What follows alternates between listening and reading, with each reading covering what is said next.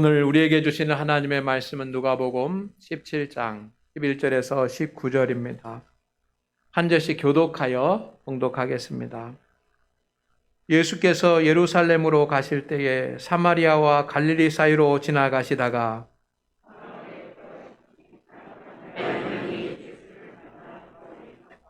소리를 높여 이르되 예수 선생님이여 우리를 불쌍히 여기소서 하거늘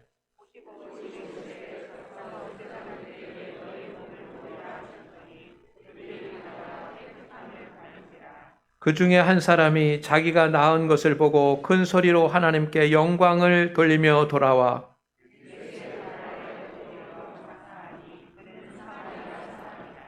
예수께서 대답하여 이르시되 10사람이 다 깨끗함을 받지 아니하였느냐? 그 9은 어디 있느냐?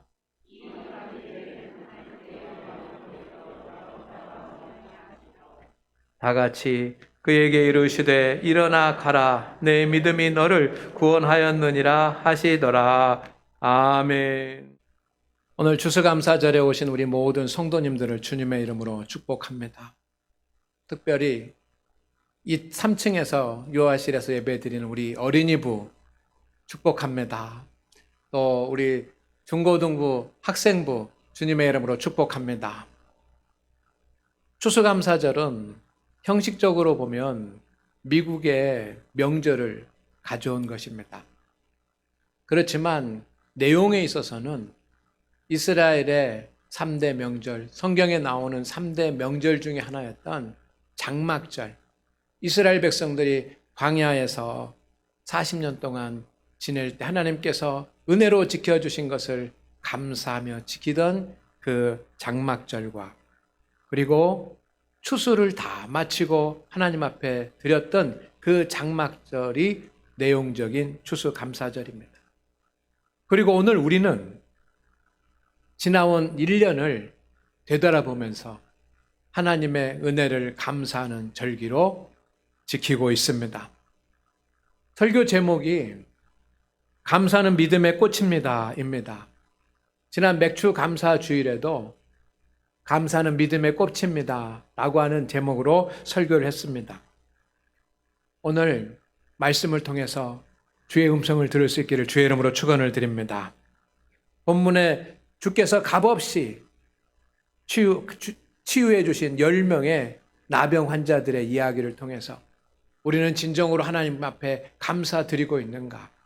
그리고 믿음의 삶을 살면서 감사라고 하는 그런 믿음의 꽃을 피울 수 있기를 주의 이름으로 축원을 드립니다. 따라하겠습니다. 감사의 꽃이 피면 축복의 열매가 맺힙니다. 할렐루야. 10명의 나병 환자는 주님의 은혜로 고침을 받았습니다. 주님의 은혜로 고침을 받았다라고 하는 것, 이것이 중요한 포인트입니다. 저는 이 말씀을 묵상하면서 제 자신의 모습을 봤습니다. 나병 환자들이 얼마나 많은 고통을 받고 있었겠습니까?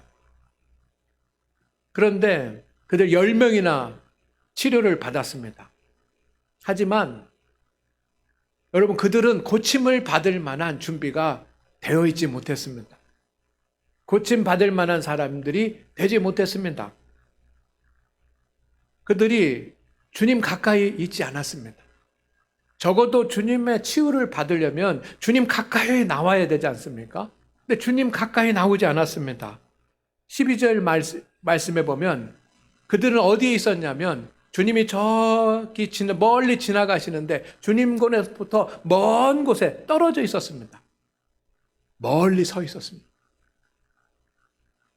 그들은 기도하지도 않았습니다. 주님께 나와서 부르짖어서 기도라도 해야 될 것 아닙니까? 그런데 기도하지도 않았습니다. 단지 13절 말씀 보니까 주님이 지나가는데 멀리 서서 우리를 긍휼히 여기소서 소리만 지를 뿐이었습니다. 소리를 높여라고 되어 있습니다. 그리고 그들은 주님이 누구인지도 알지 못했습니다. 13절 말씀에 보면 예수님을 가리켜서 주여 메시아여 하나님의 아들이시여 라고 부르지 않았습니다. 예수 선생님이여 라고 불렀습니다. 예수님을 랍비라고 부르니 그들은 예수님이 누구인지도 몰랐습니다. 주님께서 그래도 그들의 소리를 들으시고 제사장들에게 가서 내 몸을 보이라 라고 말씀하셨습니다. 그들이 이제 예수님의 말씀을 듣고 돌아가는데 제 마음 가운데 이런 생각이 듭니다. 주님의 말씀을 믿고나 있었는지, 그들이 지금 길을 걸어가고 있는데 정말 그들이 나을 것을 믿고 제사장들에게 몸을 보이려고 제사장들에게 가고나 있었는지 모르겠습니다. 아마 그렇지 않을 수도 있어요. 제사장들에게 가서 몸을 보이라 라고 하니까 예수님을 랍비어라고 부르는 그 사람들이 아멘 믿습니다 하고 제사장들에게 몸을 보이러 갔을까요? 저는 그럴 가능성이 좀 작다고 생각을 합니다. 그러나 성도 여러분, 주님은 그들을 고쳐주셨습니다. 깨끗하게 치유해 주셨습니다. 오늘 우리는 하나님의 복을 받았습니다.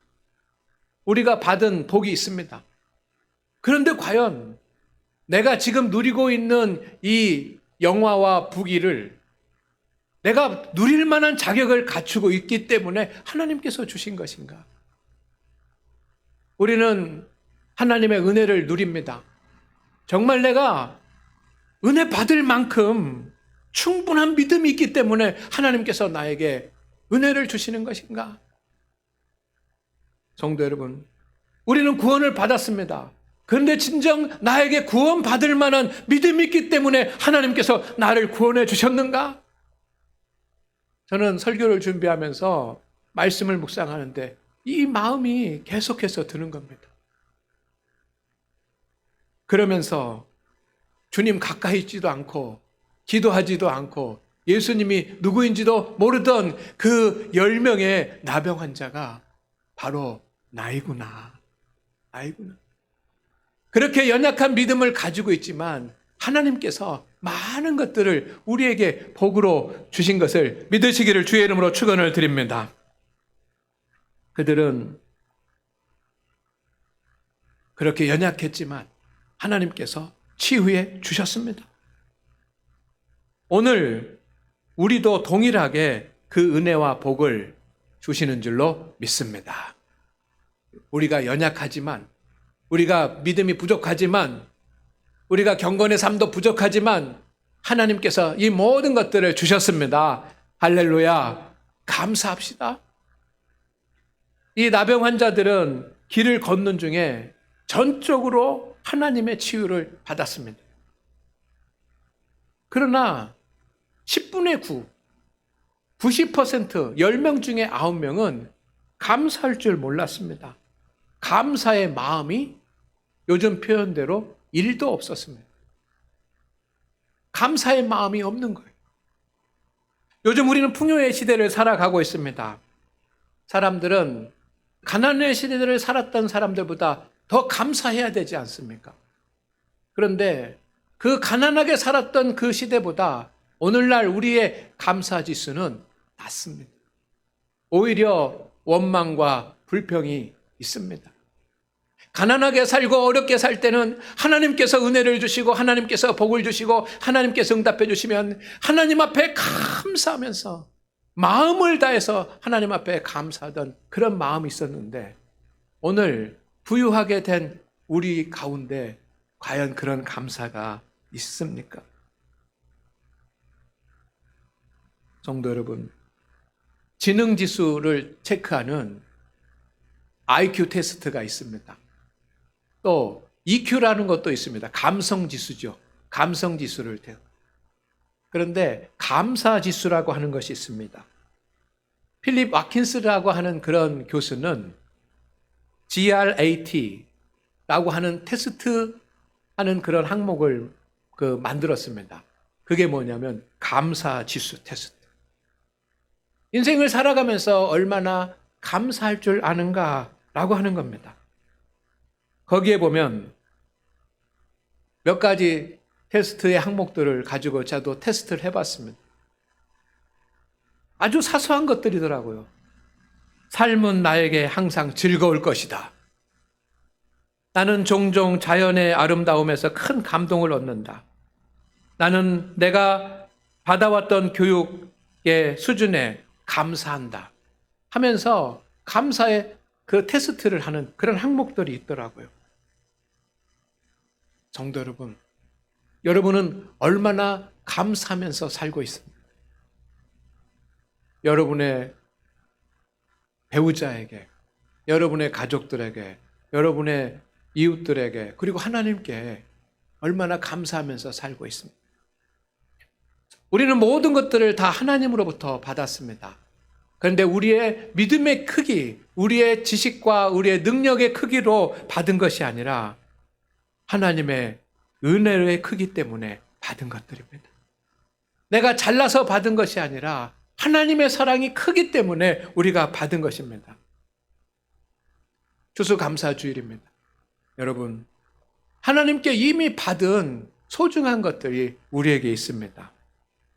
첫째는 생명과 가족과 믿음입니다. 여러분, 이 자리에 우리가 있는 것은 나에게 생명이 있기 때문 아닙니까? 때로는 내 몸에 약한 부분도 있고 내 몸에 연약한 부분도 있습니다. 그것 때문에 원망하고 우울하고 불평하고 우리가 하지만 여러분, 지금 내가 생명을 가지고 있지 않습니까? 이것을 내가 얻은 것이 아니잖아요. 하나님이 주신 거지. 여러분에게 가족들이 있습니다. 자녀들도 있습니다. 때로는 자녀들이 때문에 걱정도 하고 염려도 하고 가족 간에 다툼도 있고 할지 모르지만 여러분의 가족들은 하나님의 은혜로 주시지 않았습니까? 내가 가족을 얻기 위해서, 자녀들을 얻기 위해서 얼마나 수고했습니까? 하나님께서 거저주시지 않았습니까? 믿음도 마찬가지입니다. 하나님께서 우리를 불러주시고 하나님께서 우리를 택해 주셨습니다. 두 번째는 우리의 미래와 영적인 것과 관계 있습니다. 우리는 구원받았습니다. 영생을 누립니다. 천국에 갈 것입니다. 이것들 모두 우리의 행위로 받은 것들이 아니지 않습니까? 하나님께서 주신 것들입니다. 세 번째는 여러분, 주님의 교회, 우리 장안교회, 우리 모두가 모여서 주님의 장안교회를 세우고 있는데 우리 장안교회 하나님께서 우리에게 주신 은혜인 줄로 믿습니다. 그리고 옆에 앉아 계신 성도님들, 나하고 성품도 다르고 얼굴도 다르고 사는 환경도 다 다르고 믿음의 정도도 다르지만 여러분과 함께하고 있는, 함께 사역을 하고 있는 그런 우리 성도님들, 그리고 내가 하나님으로부터 받은 거룩한 직분과 사명들, 이거 모두 다 거저받았지 않습니까? 내가 어떤 능력 있고 실력 있고 믿음 있고 내가 얼마나 많은 행위를 하고 해서 받은 것이 아니라 멀리 서서 소리만 지르고 예수님도 알지 못했던 그 나병 환자들을 고쳐주셨던 것처럼, 그 나병 환자들처럼 우리는 거저받았습니다. 여러분은 하나님의 은혜로 받은 것들에 대한 감사를 드려본 적이 있습니까? 감사의 크기는 어떠합니까? 오늘 우리는 하나님 앞에 감사의 절기를 드립니다. 감사의 예물을 드립니다. 감사의 믿음을 드립니다. 진심으로 여러분이 하나님 앞에 드리는 오늘 감사의 크기는 합당하다고 생각하고 있습니다. 예수님은 감사자를 찾으셨습니다. 17절 말씀해 보니까 이렇게 되어 있습니다. 다 같이 읽습니다. 시작. 예수께서 대답하여 이르시되 10사람이 다 깨끗함을 받지 아니하였느냐? 그 9은 어디 있느냐? 주님께서 치유해 주셨습니다. 그런데 주님은 기다리고 계셨습니다. 치유된 사람들이 돌아와서 하나님 앞에 감사할 것을 기다리고 계십니다. 그래서 9은 어디 있느냐라고 말하는 겁니다. 여러분, 감사는 아무나 할 수 있는 것이 아닙니다. 감사는 믿음입니다. 19절 말씀에 다 같이 읽어보겠습니다. 시작. 그에게 이르시되 일어나 가라. 내 믿음이 너를 구원하였느니라 하시니라. 아멘. 내 믿음이 무슨 믿음입니까? 주는 그리스도시요 살아계신 하나님의 아들이십니다 라고 하는 그런 믿음입니까? 그 믿음은 감사할 수 있는 믿음, 감사할 줄 아는 믿음입니다. 감사하는 믿음을 가졌을 때 여러분, 주님께서는 육의 문제가 아니라 이제는 영의 문제를 해결해 주셨습니다. 감사는 믿음이 자라 하나님 앞에 피어나는 꽃과 같습니다. 그리고 그 감사의 꽃 위에 하나님의 복의 열매가 주어지는 것입니다. 따라합니다. 경건한 성도에게는 감사의 꽃이 피어납니다. 아멘. 한 사마리아 나병 환자가 드린 감사를 통해서 하나님께서 영광을 받으셨습니다. 15절 말씀에 이렇게 되어 있습니다. 그 중에 한 사람이 자기가 나은 것을 보고 큰 소리로 하나님께 영광을 돌리며, 여러분, 이 사마리아 한 나병 환자, 그것으로 인해서 고통받던 사람이 그의 길 가던 중에 그의 병이 나았을 때 자기에게 제사장들에게 가서 내 몸을 보이라고 하신 그분이 선생님이 아니라 메시아라고 하는 그런 믿음이 생겼습니다. 마음의 믿음이 생겼을 때 그에게는 감사의 꽃이 피어났습니다. 그리고 오늘 주님께서 이 말씀을 기록하신 것은 여러분, 우리도 나병 환자와 같은 그런 감사를 드리게 하시기 위해서입니다. 여러분, 오늘 우리는 추수감사절을 지키면서 감사 예물을 주님 앞에 드립니다. 또 감사 예물을 드렸습니다. 감사함들 봉투에 헌금을 넣어서 하나님 앞에 드렸습니다. 그것만이, 그렇게 감사 헌금을 하나님 앞에 드리는 것만이 진정으로 추수감사절을 지키는 것일까요? 헌금 봉투에 담아 헌금 드려놓고 나는 감사절을 다 지켰다고 할 수 있는 것입니까? 여러분, 나병 환자의 감사의 모습을 말씀을 드리겠습니다. 첫째는 그는 마음으로 감사했습니다. 제가 감사는 믿음의 꽃이라고 했는데 마음으로 감사드리는 것은 꽃눈과 같습니다. 꽃이 피려면 제일 먼저 생기는 것은 꽃눈입니다. 눈에 보일 듯 말 듯한 작은 그런 눈이지만 그것이 꽃봉오리가 되고 그것이 꽃이 피고 만개하게 되는 겁니다. 마음으로 드리는 감사, 이것은 꽃의 꽃눈과 같습니다. 나병 환자는 자신의 몸이 치유된 것을 아는 순간 주님이 기억났습니다. 그의 마음에는 믿음이 생겼고 감사가 넘쳤습니다. 여러분, 감사는 마음에서 먼저 정서적인 감정으로 시작이 됩니다. 여러분이 인생을 살아가면서 오늘 김준규 권사님도 3년 전부터 부탁을 해서 오늘 하시는 겁니다. 그런데 뭡니까? 하나님 감사합니다. 하나님 감사. 이것이 이 온 마음에 가득가득 충만한 겁니다. 여러분, 언젠가 하나님께서 여러분에게 역사해 주신 그런 역사하심으로 말미암아 하나님 감사합니다. 할렐루야. 그렇게 이 마음으로 고백한 적이 있습니까? 그런 고백이 꽃눈과 같은 것입니다. 진심으로 여러분의 마음 가운데 감사의 마음이 항상 충만하기를 주의 이름으로 축원을 드립니다. 그러나 그 감사의 마음이 없으면 모든 감사는 형식적인 것입니다. 그러나 마음속에 감사가 생긴다고 하더라도 이 마음의 감사가 오래 가지는 못합니다. 아무리 할렐루야 하나 주님 감사합니다 했더라도 하루 넘어가기 어렵습니다. 그렇기 때문에 두 번째 단계가 있습니다. 나병 환자는 감사의 고백을 드렸습니다. 큰 소리로 하나님께 영광을 돌리며 감사의 고백입니다. 이것은 꽃눈이 자란 꽃 봉우리와 같은 것입니다. 여러분, 감사의 마음이 생기면 하나님 앞에 감사의 고백을 드리시기를 바랍니다. 구체적으로 하나님, 이것이 감사합니다. 내가 해결할 수 없고 내가 감당할 수 없었는데 주님께서 주시니 감사합니다. 저는 제 노트에 감사의 일기가 몇 개 있습니다. 한평생 살아오면서 제가 정말 감사했던 그런 순간들을 한 문장으로 이렇게 적어 놓았습니다. 한 10가지 정도 됩니다. 제가 힘들고 어려울 때 그것을 봅니다. 그러면 여러분, 잊고 있었던 하나님의 은혜 생각이 납니다. 그리고 어떤 어려움이 있고 어떤 힘든 일이 있더라도 하나님께서 함께 하실 것이다라고 하는 그런 확신도 생깁니다. 그래서 저는 적어놓은 그 고백을 중요하게 생각합니다.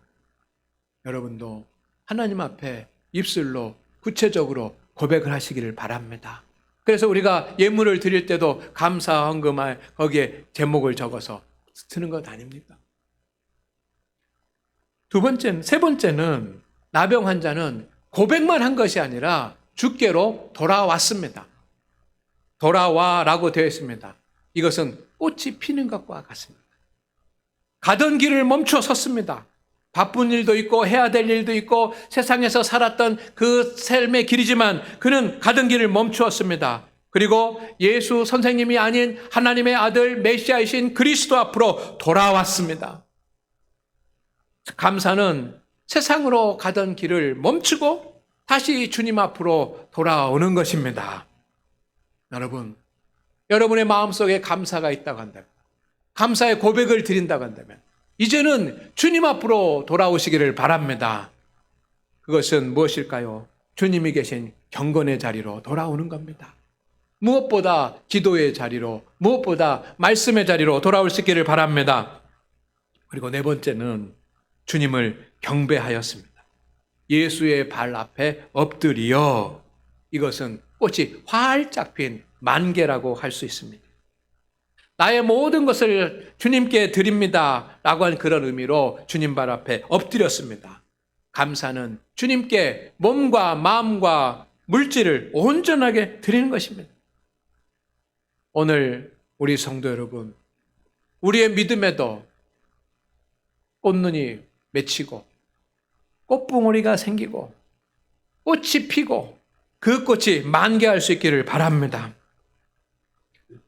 주님은 나병 환자들을 보시자마자 즉시 치유하실 것을 마음에 결정하셨습니다.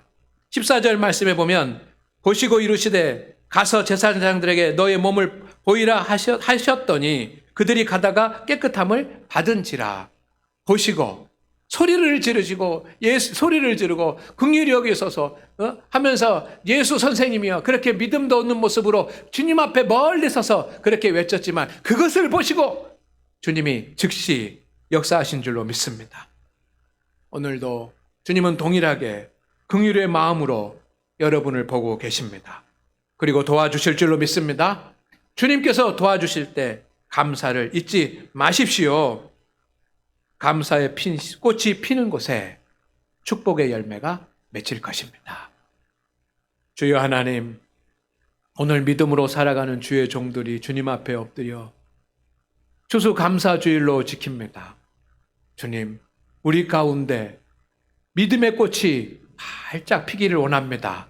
그 믿음의 꽃은 감사요니 오늘 감사로 믿음의 꽃을 주님께 드리는 우리 성도들에게 축복의 열매로 더하여 주옵소서. 예수님의 이름으로 기도드립니다. 아멘.